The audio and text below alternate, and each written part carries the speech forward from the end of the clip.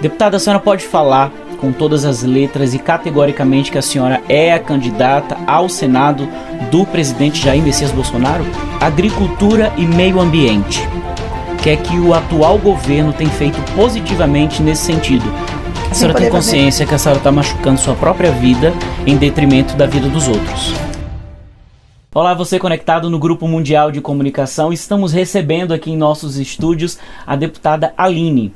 Eu vou tomar a liberdade de falar Aline porque o sobrenome dessa deputada, eu vou te falar, é um pouco difícil, mas ela vai conversar com a gente agora, vai falar como se pronuncia esse nome. Seria Sleutjes, mas ninguém fala, abrasileiramos. Ficou Sleutjes.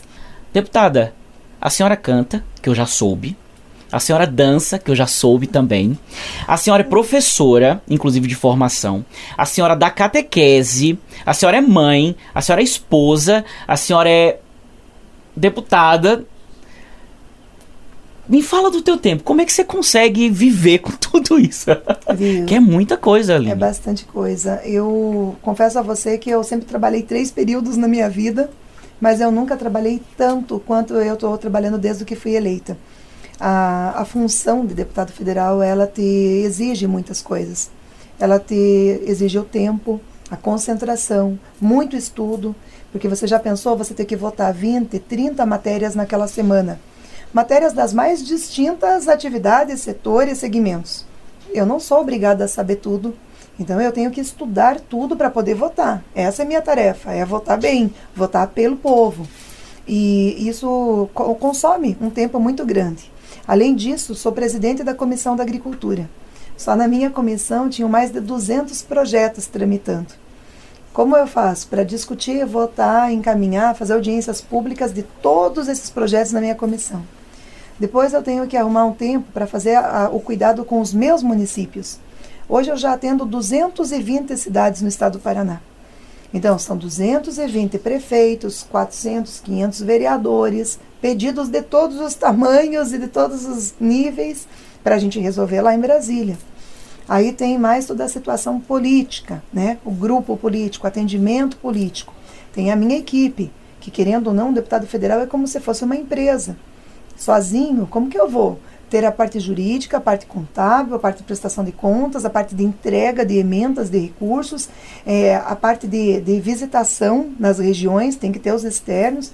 Então, nós somos uma empresa, a empresa Aline Sleutjes, que eu tenho que cobrar deles também. Uhum. Porque se eles não trabalharem, eles queimam o meu trabalho. Além de tudo, ainda tem que administrar a equipe. Tem que administrar. E eu sou católica, né? Participei muitos anos de cursilho, de movimento familiar cristão, fui catequista, sempre trabalhando, cantava nas missas, fazia parte também de liturgia. Então, hoje eu já não consigo mais, porque eu não consigo voltar para minha casa todo final de semana. Às vezes leva 2, 3 semanas para eu voltar para casa.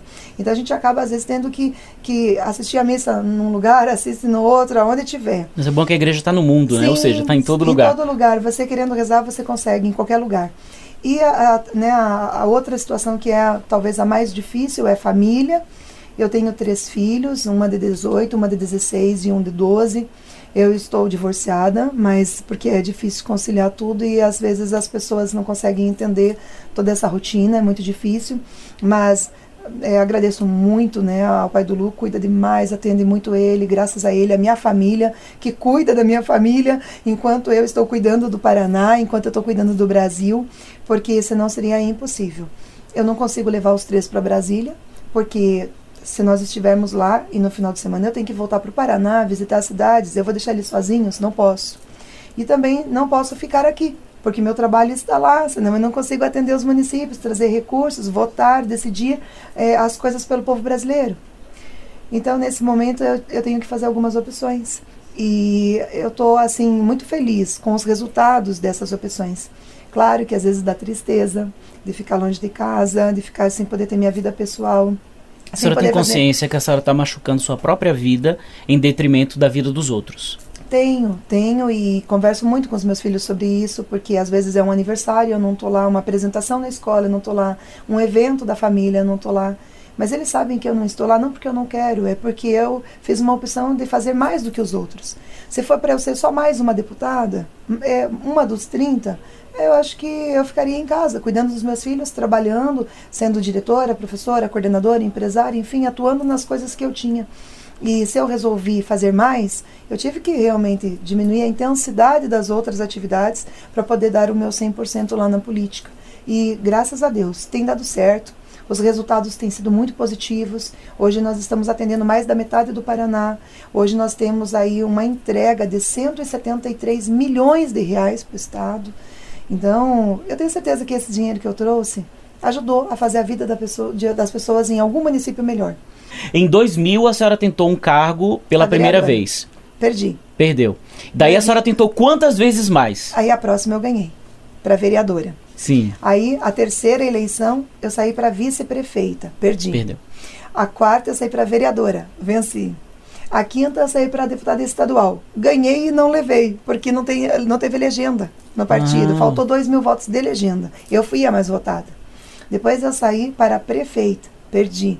E saí para deputada federal, ganhei. Foi uma jornada. Você vê que as provações vão, né? São grandes. É para ver se a gente tem fé. Deputada, a gente percebe no seu discurso palavras que defendem família, que defendem a vida. Quais são os valores do seu mandato? Meus valores são o que a maioria do povo brasileiro tem como valor.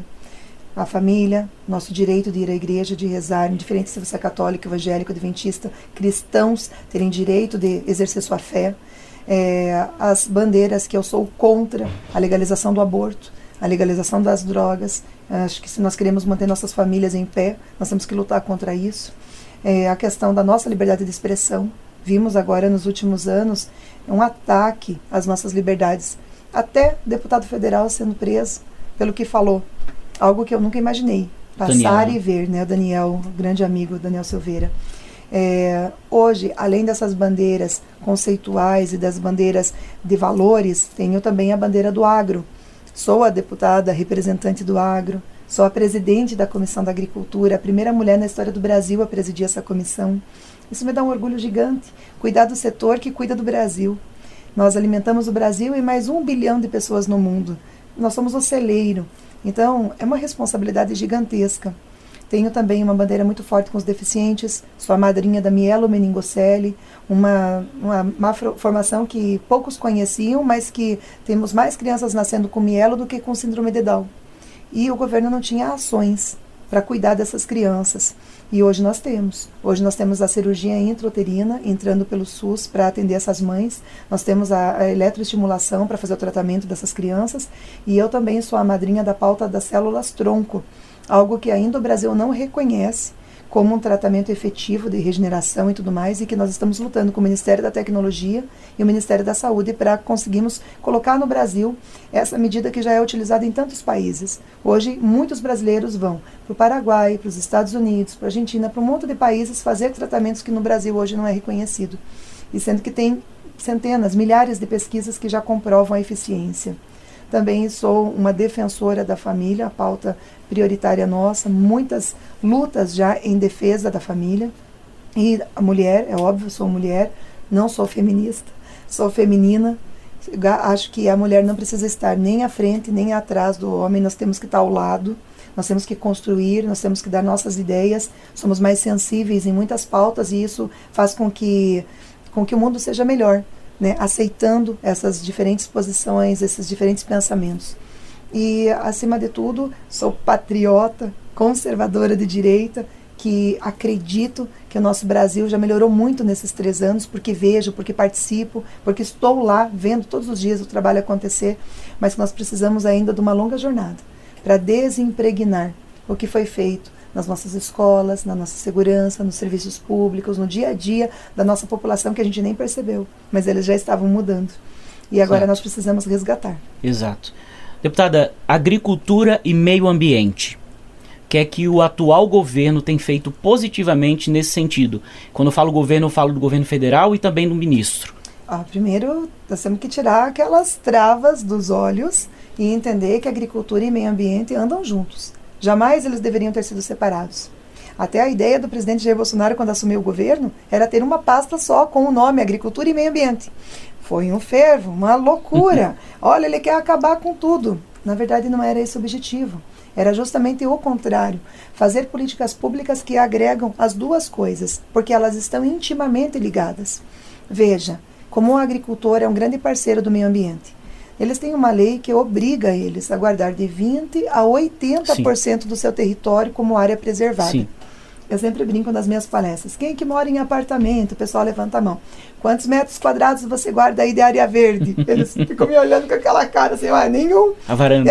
Eu falei, ué, gente, mas por que vocês não guardam e o agricultor tem que guardar? Sim. Você mora em casa. Quantos metros quadrados tem lá de área verde? Tem 20%, tem 30%, tem 80% lá na Amazônia? Não tem. Então, é mais fácil você jogar a tarefa para o outro. É mais fácil você falar para o próximo que ele tem que preservar. Ele paga imposto, ele comprou aquela área e ele não pode produzir. Não, meu amigo, você tem que manter a área verde para mim. Mas eu não preciso fazer nada. Não faço nenhuma reciclagem, não ajudo em nada no meio ambiente, uso o meu carrão queimando combustível todo dia e está tudo valendo. O agricultor é o culpado de contaminar o meio ambiente. Esta pauta é muito cara para nós, para o Brasil, porque a gente precisa desmistificar. Nós precisamos falar a verdade. O Brasil é referência para o mundo. A gente só usa 7,4% do nosso território para produzir tudo isso que a gente produz. E nós temos aí mais de 66% de área intacta, igualzinho quando foi a descoberta do Brasil. Que país tem isso? Ninguém. Os outros países preservam deserto, preservam a área de gelo, preservam a área que já foi totalmente destruída, e nós não. Nós preservamos a área intacta, cheia de riqueza, que a gente tem que deixar de explorar, deixar de ganhar dinheiro, deixar de produzir, porque ela está preservada. Então, nós temos que levar a informação. Quando se fala, por exemplo, em pautas como defensivo agrícola, onde rotularam e ensinaram nossas crianças, nossos jovens, nossos adultos, de que é um veneno. Não, é um remédio. A planta fica doente, como o ser humano fica. E se você não usar o defensivo agrícola, ela vai morrer. Se ela morrer, você não vai ter alimento. Então, o defensivo ele é tão comprovado quanto o nosso medicamento. Ninguém usa defensivo porque quer. Ninguém gasta dinheiro em defensivo que é caríssimo porque deseja. É porque ele precisa. E um alimento saudável é um alimento também com defensivos. Licenciamento ambiental. Levamos 20 anos para votar a legislação. Veja, 17 de licenciamento, 20 de defensivo. Quanto tempo o Brasil ficou atrasado? E ainda está atrasado. Nós não queremos destruir nada, nós só queremos ter harmonia nos dois setores. E os dois setores convivem muito bem. E hoje o ministro Joaquim tem um trabalho gigante sobre a agricultura sustentável e sobre o meio ambiente preservado e ativo. Inclusive fazendo, por exemplo, com os dejetos de porco, de ave, de gado, que era antes jogado direto lá na lavoura, ele possa parar lá nos biodigestores, ser transformado em bioinsumo, em energia elétrica, energia limpa, em biocombustível, e tudo isso pode ser feito através do que era o resto, o lixo, o que sobrou do agro. Não, ele vira dinheiro. Estive com o ministro Joaquim na quarta e na quinta-feira o dia todo trabalhando nesses projetos ambientais do Paraná, que é referência para o Brasil, inclusive, onde os produtores já ganham 4, 5, 6, 10 mil por mês com o que eles produzem de energia por causa dos dejetos que eram jogados fora. E o fertilizante que chega lá na ponta, muito melhor, muito mais qualificado, com menos perigo, com menos risco, jogado na lavoura e fazendo que a lavoura cresça ainda mais, com mais insumo, com mais fertilizante. Então, amigos, não caiam nessa história que agro e meio ambiente são inimigos. São extremamente parceiros, um depende do outro e nós estamos cada vez mais avançando, porque o Brasil é um Brasil de referência mundial. Nós temos uma agricultura verde, nós temos empregos verdes, nós temos geração de energia limpa, nós somos referência para o mundo. Muito bem. Deputada, a senhora pode falar com todas as letras e categoricamente que a senhora é a candidata ao Senado do presidente Jair Messias Bolsonaro? Eu posso falar que em novembro estive com o presidente Jair Bolsonaro e no final da reunião ele me falou: deputada Aline, quem são os candidatos ao Senado? Porque há uma preocupação muito grande com o Senado. Falo para você porque eu estou ali na Câmara, no ladinho. Muitos projetos importantes estão engavetados no Senado. A postura em relação ao STF depende do Senado. Decisões importantes para o Brasil estão parados no Senado. E aí eu falei para o presidente: candidato é o que sempre esteve lá, tem a minha idade de carreira política. E ele falou: quem mais vai concorrer? Naquela ocasião não tinha ninguém falando, eu quero. Eu falei, ninguém mais. E ele falou, deputada Aline, a senhora tem coragem? Bom, quando ele me disse isso, ele me provocou, né? Aí você lembrou lá daquele... Eu falei, ai meu lá Deus. de 2000. Aí eu lembrei dos 20 e tantos anos de sofrimento. Aí eu lembrei da minha campanha federal, passando fome, dormindo em beira de posto, sem material, fazendo ficando santinho, sem voz. fazendo santinho, folha sulfite, saindo sangue da garganta. Eu falei, acho que coragem eu tenho, né? Eu falei, presidente, a única coisa que me trouxe a Brasília foi coragem e fé. O restante eu não tinha nada. Então, se o senhor me perguntar se eu tenho coragem, eu tenho. E ele falou, vá trabalhar. E foi o que eu fiz. Antes de falar, eu quero ser candidata, eu vim para o Paraná rodar mais as regiões e ouvir. Perguntando para o agro, perguntando para os cristãos, perguntando para os municípios que eu já atendia, para os meus prefeitos, para os meus vereadores. Você acha importante nós termos uma candidata? Mulher, cristã, do agro, conservadora, renovação? E todos eles falaram em uma só voz, precisamos de renovação no Senado. Então, eu comecei a avaliar que nós temos um vazio, um buraco aberto. Eu falo sempre que cadeira vazia, né, na política, cadeira vazia não fica, alguém vai sentar. Se não for eu, alguém senta. E eu observei que nós estamos com a cadeira vazia. E com a ajuda dessas lideranças, desses prefeitos, desses grupos que eu já tinha contato, eu comecei a minha pré-campanha, porque a gente não pode ser, né, candidato até que tenha as convenções em agosto, que firme o nosso nome, assine nosso documento e diga você é a candidata. E então eu sou pré-candidata. Eu comecei a rodar o Paraná todo, estou fazendo a caravana Aline pelo Paraná, já visitamos Oeste, Noroeste, Norte, Campos Gerais, Curitiba Metropolitana, Litoral, e a gente vai continuar rodando, fazendo grandes eventos, para que as pessoas possam me conhecer, saber quem é essa deputada Aline Sleut, saber quem é a presidente da Comissão da Agricultura, saber o que eu já fiz, quantos projetos, quais eu tive a oportunidade de apresentar, os recursos trazidos para o Estado e principalmente esse novo sonho, que com certeza é um desafio gigantesco, mas eu acho que a nossa vida é feita de desafios e nós precisamos ter coragem de enfrentá-los. Então, por isso que eu coloquei o meu nome à disposição, não só do presidente Jair Bolsonaro, mas coloquei o meu nome à disposição do Paraná, para que ele avalie e veja se eu tenho os requisitos, a cara, a personalidade, as condições de ser uma boa representante no Senado, representante do Estado do Paraná. Muito bem. Muito obrigado por sua entrevista, deputada. Foi um prazer ter aqui a senhora aqui nos nossos estúdios do Grupo Mundial de Comunicação. Para você que nos acompanha, você pode continuar se informando sobre notícias do Paraná, do Brasil, de Foz do Iguaçu e do mundo também, aqui no seu Grupo Mundial, através também das nossas mídias sociais e também das nossas plataformas de streaming, como o Mundiplay. A gente se vê. Até a próxima. Muito obrigado. Muito obrigada. Deus abençoe a todos.